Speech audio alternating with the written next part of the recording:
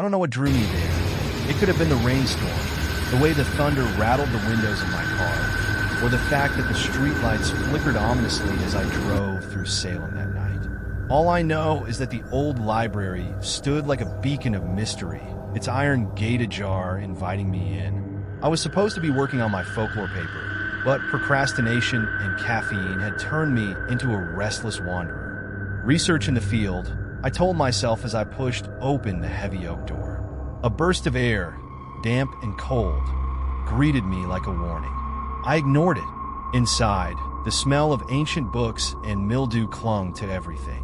My footsteps echoed against the stone floors, the sound bouncing off shelves that seemed to stretch endlessly into darkness. The library was dimly lit by flickering chandeliers, their bulbs hanging on for dear life. This place should be condemned, I muttered, my voice swallowed by the eerie silence. Still, I felt an odd pull, an invisible thread urging me to explore further. My flashlight cut through the shadows, illuminating row after row of books that looked like they hadn't been touched in decades. The titles were faded, some in languages I couldn't recognize. Then I heard it, a whisper. It wasn't a clear voice, more like the rustling of leaves on a still night. I froze, straining my ears. The whisper came again, faint but insistent. My pulse quickened. Logic told me it was the wind slipping through cracks in the old building, but curiosity pushed me forward. The whisper grew louder as I ventured deeper into the labyrinth of shelves. My flashlight flickered and died, leaving me in near darkness. That's when I saw the mirror. It was tucked into a corner, its gilded frame tarnished and intricate. At first, I avoided looking at it. Something about it felt wrong. But like everything else that night, it drew me in against my better judgment. I stepped closer, my breath fogging the glass. And then I saw it. In the reflection, a shadowy figure stood behind me, humanoid but indistinct. It didn't move, yet its presence screamed at me to run. My legs felt rooted to the spot, my heart hammering in my chest. Then it raised a hand, a slow and deliberate motion, placing a single finger against where its lips might have been. Chill. I spun around, but there was no one there. The shelves were empty, the corridor silent. When I looked back at the mirror, the shadow was gone. Panic surged through me. I sprinted back toward the entrance, desperate to escape this cursed place. But when I reached the door, it wouldn't budge. The metal handle was ice cold, refusing to turn despite my frantic efforts. Behind me, the whispering returned, now a cacophony of voices. I whirled around, pressing my back against the door. The shadow was there, no longer confined to the mirror. It glided toward me, moving without steps. My voice caught in my throat as it spoke, its tone like dry parchment crumbling to dust. You seek knowledge. You found it. I shook my head, trembling. I didn't mean to. I was just... Curiosity binds you. Now, so do I. Before I could react, the shadow extended its hand, and a book floated off a nearby shelf, its cover embossed with symbols I couldn't comprehend. It flipped open, pages fluttering until it stopped on one. My eyes were drawn to the text, though every fiber of my being screamed not to read it. But I did. The words were in a language I didn't know, yet I understood them perfectly. They burned themselves into my mind, a melody of horror and finality. As I finished the passage, the shadow dissipated, leaving only the whispering in its wake. I turned back to the door, finding it unlocked this time. Relief flooded me, and I bolted into the stormy night, swearing never to return. But the nightmare wasn't over. I tried to tell people about the library, but they looked at me like I was crazy. Days turned into weeks, yet I couldn't shake the feeling that something had changed inside me. My dreams were plagued with whispers, my reflection in the mirror always slightly wrong, slightly delayed. One night, as I brushed my teeth, I noticed a shadow standing behind me in the mirror again, motioning for silence. Now I stand here, back in the library, unable to leave. I don't know how much time has passed, days, weeks, maybe years. Visitors come occasionally, drawn by the same force that lured me in. I see them wander through the aisles, their curiosity mirroring my own. I try to warn them, but my voice no longer reaches the world outside these walls. When they see me, they scream and run. I don't blame them. I would too. I have become the thing I feared most, a guardian of this cursed place, bound by the words I foolishly read. And the shadow? It watches me now, a constant reminder of my fate. I wait here, forever part of the forgotten knowledge, forever a warning to the curious. So if you ever find yourself in Salem, walking past an old iron gate, and you feel an inexplicable pull, resist it. Some doors are better left unopened, some books unread, and if you don't, well, I'll be waiting. The forest had always held a magnetic pull for me. I'd read about places like this. Vast, untamed wilderness with stories whispered around campfires. This particular forest was infamous, cloaked in folklore and rumors. For me, it wasn't just a camping trip. It was a chance to confront the unknown. Emily, on the other hand, had her reservations. She preferred cozy inns and warm blankets, but she agreed, likely to humor my obsession with the paranormal. The first day was idyllic. We pitched our tent in a small clearing surrounded by towering pines.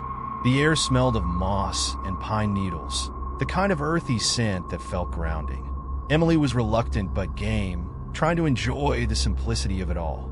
By nightfall, as we roasted marshmallows over the crackling fire, she seemed almost at ease. Then I saw the carvings.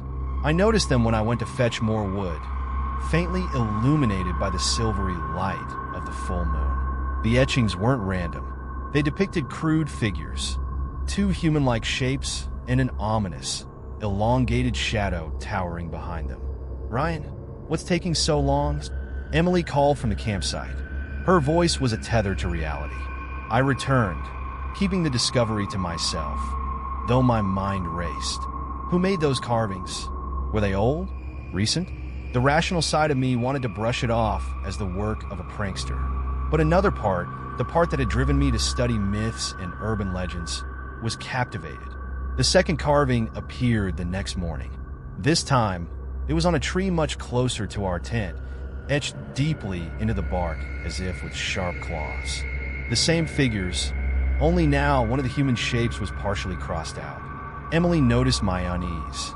"What is it?" she asked, her eyes narrowing as she caught sight of the carving. "Just someone trying to scare people off," I lied, though the knot in my stomach tightened. "We should leave," she said, crossing her arms. "This place already gives me the creeps." I shook my head. "It's probably nothing. We'll be fine." She didn't argue further, but I could see her concern growing as the day wore on. That night, the forest changed. The firelight felt dimmer, the shadows longer and more oppressive. Every rustle of leaves, every snap of a twig, felt amplified. I chalked it up to my imagination running wild until we heard it, the guttural sound, low and resonant, like something primal and hungry. "Did you hear that?" Emily whispered, clutching my arm. I nodded, straining my ears. Then it came again, closer this time. We sat frozen in our tent, the thin fabric suddenly feeling like the most fragile of barriers. Then I heard my voice. "Emily, come out here. I think I found something." She looked at me, wide-eyed. "Ryan, what are you doing?" "It's not me," I hissed, my heart hammering in my chest. The voice called again, identical to mine, but eerily hollow, like a recording played through broken speakers. "Emily, it's important." My blood ran cold. "Stay here," I whispered, though every fiber of my being screamed at me to run. "No." She grabbed my arm. "Ryan, please. Let's just leave." But I had to know. Against her protests, I unzipped the tent just enough to peer outside. The fire had dimmed to embers, casting weak orange light. And there, at the edge of the clearing, was a figure. It was tall, too tall, and impossibly thin. Its limbs were elongated, its hands ending in sharp, glinting claws. Its eyes glowed faintly, two orbs of sickly yellow light. The worst part, though, was the way it moved. It didn't walk. It glided, like it was part of the darkness itself. The carvings weren't a warning. They were a prophecy. I scrambled back inside, sealing the tent and praying it would hold. Emily was already clutching her phone, but there was no signal. "What do we do?" she whispered, tears streaming down her face. "We wait," I said, though I had no idea if that was the right answer. The guttural sound came again, vibrating through the ground beneath us. Then silence. Minutes stretched into what felt like hours. I could feel Emily trembling beside me, her breath shallow and ragged. My mind raced with possibilities. What was it? What did it want?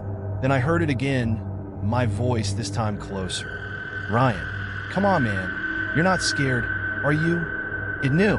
I clenched my fists, my body taut with fear and anger. This thing, whatever it was, had been toying with us from the start. It knew I couldn't resist the pull of the unknown, the need to see, to understand. The next thing I remember is the tent ripping open. Emily screamed as the creature loomed over us, its claws tearing through fabric like paper. I grabbed the nearest object, a camping knife, and lunged, slashing wildly. The blade connected, but it was like cutting through smoke. The creature let out a piercing shriek, retreating momentarily. "Run!" I shouted, pushing Emily toward the trees. She hesitated, her eyes locking with mine. "Go!" She ran. I turned back to face the creature, my heart pounding like a war drum. It emerged from the shadows, its movements almost mocking as it circled me. "You wanted to know?"